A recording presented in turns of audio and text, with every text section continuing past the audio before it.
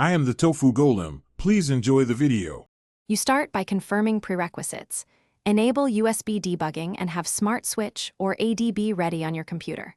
Once done, connect the phone via USB and choose File Transfer Mode so the device is visible. Make a raw copy of the photo folder to your PC. This preserves originals and prevents accidental overwrites. While copying, note file sizes and timestamps so you can detect partial files later. This immediate backup step saves time and prevents further corruption during recovery attempts. Next, you perform detailed repair actions. Use Smart Switch Repair first. If it fails, pull files via ADB to avoid MTP truncation. Then apply dedicated image repair tools that rebuild headers or carve intact data. This fixes truncated JPEG and restores thumbnails for verification.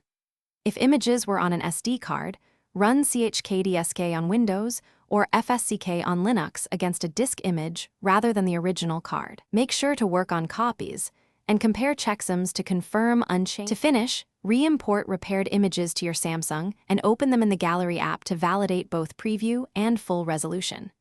Once confirmed, sync with your cloud backup and remove temporary repair files. If problems persist, try a different repair algorithm or consult a professional recovery service. Certain damages need sector-level reconstruction. If nothing works, restore from an earlier cloud or PC backup. And remember, always test recovery on copies and maintain a verified backup to avoid repeating this process.